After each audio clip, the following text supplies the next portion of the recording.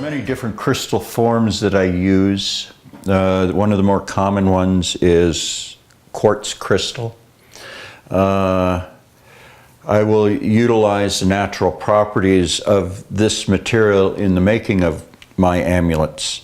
The amulet itself, a lot of times I see as kind of an integrated circuit or a machine of a sorts, utilizing the natural energetic properties of this material. And these are well-known facts in science and physics today. In fact, all of our cell phones, cameras, computers would not function without bits and pieces of this inside of that equipment, inside of those chips and diodes to make the machinery work. So we are utilizing in our technology crystal technology to a certain degree.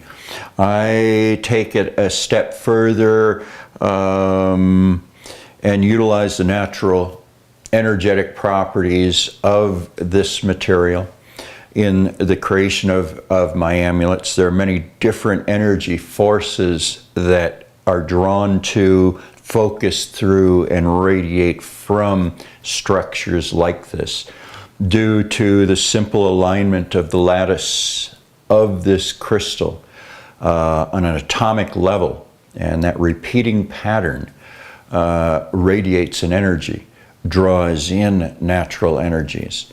And by cutting this material in a given way at a certain angle against its central axis, the up and down axis of a crystal, and cutting that at a given angle will generate certain harmonics within that crystal structure. And those harmonics can tie into other natural rhythms and harmonics within the environment, on an elemental level, on a biological level, can tie into through the harmonics of this physical organs or any of the energy centers throughout the body. It can come through a very simple process of angular harmonics, sacred geometry.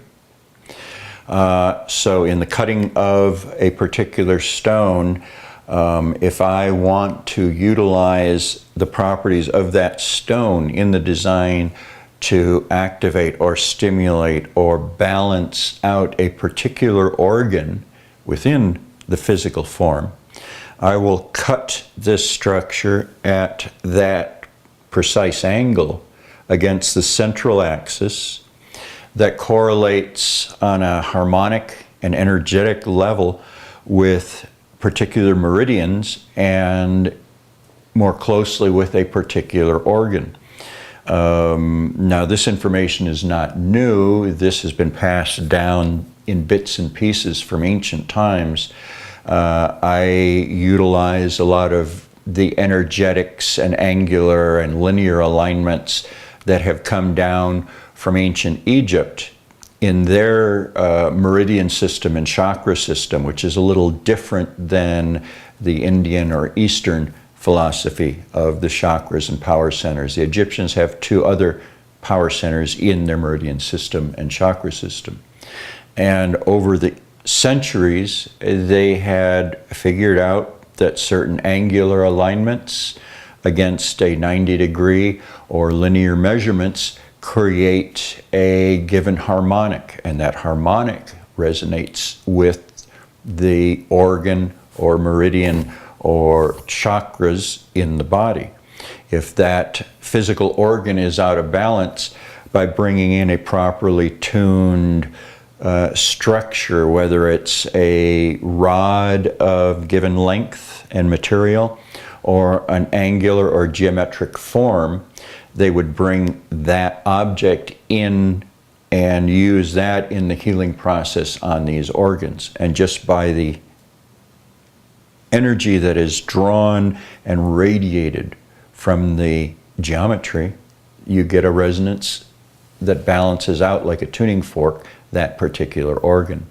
And in the temples, when you combine that with colors, with chants and other objects and incense, the priests had quite a bit of power in utilizing this energy and this knowledge for healing, for manipulating and manifesting from their environment around.